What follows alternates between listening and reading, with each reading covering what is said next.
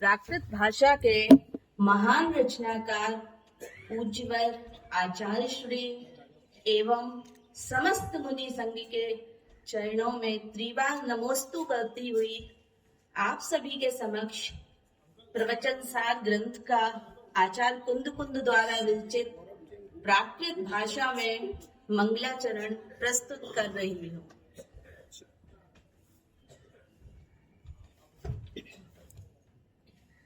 S सुरासुर मणुसिन्धि वन्दितम् धोधिघायि कमलम् पडिमामि बड्ढिमाणम् तीर्थं धम्मस्य कर्तारम् से पुण्यतीर्थयरे सासविसिद्धे विशुद्ध स्वभावे समिणीयणानि दंसण चरित तव वीर्यायारे ते सव्वे समगम पत्तेगिमेव पत्तेगम् वन्दामि यावट्टन्ते अरिहन्ते मानुषे खेते किच्चारिहन्ताणम् सिद्धाणम् तहिणमोगणहराणम् अज्झावैवगाढम् साहूढं चैव सवेसिं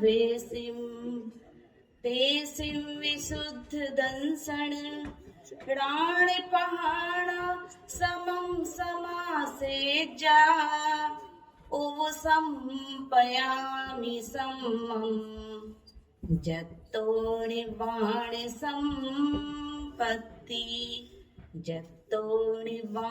संपत्ति।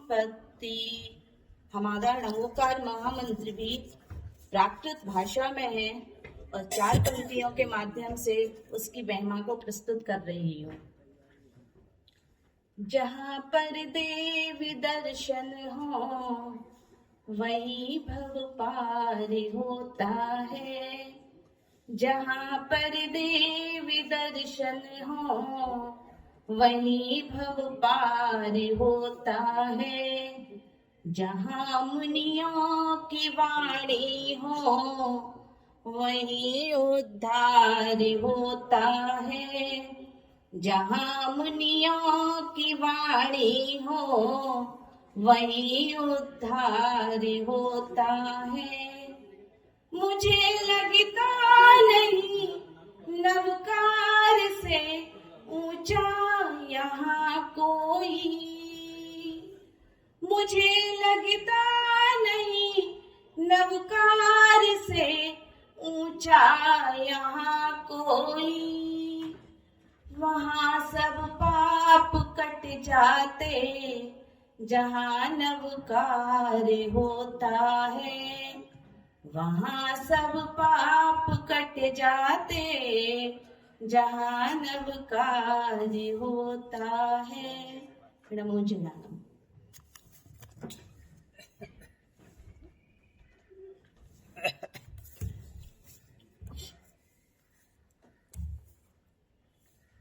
आचार्य कुंद कुंद प्राकृत भाषा के मूर्धन्य आचार्य हैं और उनका प्रवचन सार और उस प्रवचन सार का ये वर्धमान स्वामी 24 तीर्थंकर आदि को भाव भीना प्रणाम करने वाला मंगलाचरण अभी हम सब ने सुना।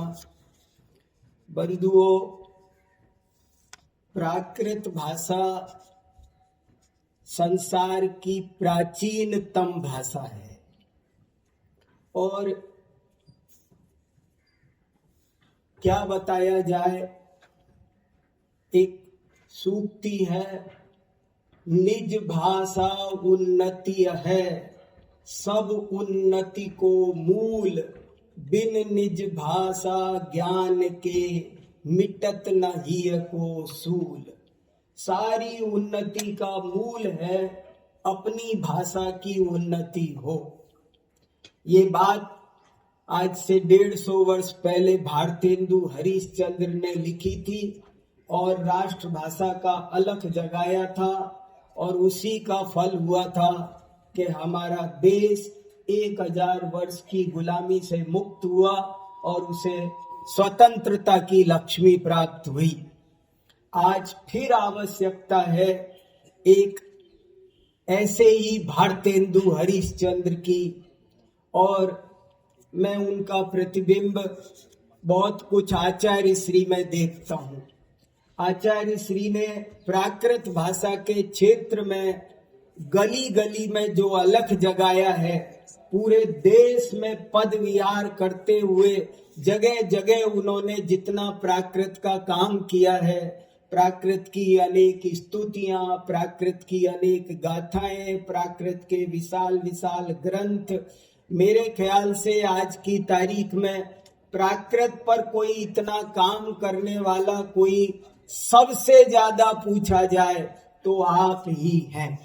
बहुत बड़ा सौभाग्य है कि आपका चातुर्मास दिल्ली के इस ऋषभ विहार में हुआ, और वो चातुर्मास पूर्ण होने जा रहा है, लेकिन मन में ये खेद था कि यहाँ पर हम कोई प्राकृत का विशेष कार्यक्रम नहीं कर पाए। आचार्य श्री कहीं 2 दिन 4 दिन को भी जाते हैं तो वहाँ प्राकृत भाषा का कार्यक्रम होता है, लोगों को प्राकृत सीखने की प्रेरणा दी जाती है, लेकिन यहाँ अभी तक ऐसा कोई कार्यक्रम नहीं हुआ था। हमारी भी बहुत इच्छा थी कि हम हमारी यूनिवर्सिटी को भी जोड़ करके, बड़े बड़े लोगों को कुछ बुला करके, कुलपति जी को बुला करके एक प्राकृत का बहुत बड़ा कार्यक्रम 2-3 दिन की गोष्ठी रखें, अनेक विद्वानों को बुलाएं और प्राकृत का मीडिया में भी बहुत कुछ आए, और कम से कम दिल्ली की हर कॉलोनी में ये मैसेज जाए कि प्राकृत हमारी बहुत महत्वपूर्ण भाषा है और उसकी उपेक्षा करना ठीक नहीं है। हर व्यक्ति को प्राकृत सीखना चाहिए, प्राकृत बोलना चाहिए, प्राकृत से सीधी जिनवाणी को समझने का अभ्यास करना चाहिए। पर ये योग बन नहीं पा रहा था, काल अपनी तेज गति से बढ़ता चला गया।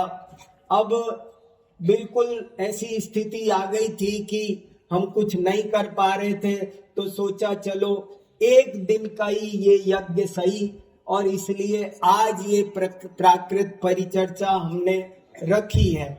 आज के दिन ये एहसास हो हम सबको कि प्राकृत भाषा कितनी महत्वपूर्ण है। एक गौड़ वहो नाम का ग्रंथ है, उसमें वाक्पति राज ने लिखा है, और वे कहते हैं सैलाओ मेवाया विसंति एंतो नेत्तिये आओ एंति समुद्दंचिय नेत्ति सायराओ चिय जलाई। जैसे समुद्र में से पानी आता है और समुद्र में ही चला जाता है, सारी नदियां जैसे समुद्र में से ही निकलती है बादलों के माध्यम से, और अंततोगत्वा फिर समुद्र में ही मिल जाती है, ऐसे संसार की सारी भाषाएं प्राकृत से निकली हैं, प्राकृत से बढ़ी हैं, प्राकृत से प्रवाहित हुई है, और अंततोगत्वा प्राकृत में ही समाहित हो गई है। आज जो हम हिंदी भाषा बोलते हैं वो भी प्राकृत ही है। हिंदी की सीधी उत्तराधिकारिणी भाषा प्राकृत है। बड़े बड़े विद्वानों ने कैसे कैसे कथन किए हैं। थोड़े दिन पहले हमारी यूनिवर्सिटी में एक गोष्ठी हुई थी, और प्रोफेसर नामवर सिंह, जो बहुत बड़े विद्वान जिनका नाम है, वे पधारे थे और उन्होंने कहा कि प्राकृत भाषा मानवाधिकारों की रक्षक भाषा है। क्योंकि ये आम जनता को जगह देती है। ये हर व्यक्ति को, किसी भी व्यक्ति को छोटा पीछे नहीं छोड़ती है। सबको साथ लेकर स्नेह की, प्रेम की, जनतंत्र की भाषा है। प्राकृत भाषा की और भी अनेक विशेषताएं हैं। वो कोमल भी है, वो सुंदर भी है, और अनेक बातें, ज्ञान विज्ञान का भंडार भी है। जयशंकर प्रसाद हिंदी के महाकवि, उन्होंने अपने कंकाल उपन्यास में पृष्ठ संख्या 52 पर लिखा है कि यदि हम प्राकृत भाषा को नहीं सीखेंगे तो हम देश का सच्चा इतिहास नहीं जान सकेंगे। सच्चा इतिहास नहीं जान सकेंगे। हमारे देश की क्या परंपराएं हैं, क्या बुनियाद है। जैसे कि खारवेल शिलालेख को समझे बिना हम ये नहीं जान सकते कि हमारे देश का मूल नाम भारतवर्ष रहा है। प्राचीन काल में शिलालेख इस भाषा में लिखे जाते थे। इससे अंदाजा लगाया जा सकता है कि प्राकृत भाषा जन भाषा थी, आम बोलचाल की भाषा थी। एक गांव का गडरिया भी, लकड़हारा भी प्राकृत भाषा में अपनी बात को अच्छी तरह कह सकता था, समझ सकता था। इसीलिए आज हमने ये परिचर्चा आयोजित की है और हम इस बात को समझें और इस गोष्ठी के माध्यम से पूरी दिल्ली में, पूरे देश में ये संदेश जाए कि हमें हमारी भाषा को संभालना है। देखो, दुनिया के सब लोग, सब संप्रदाय वाले अपनी अपनी भाषा को पर बहुत ध्यान देते हैं।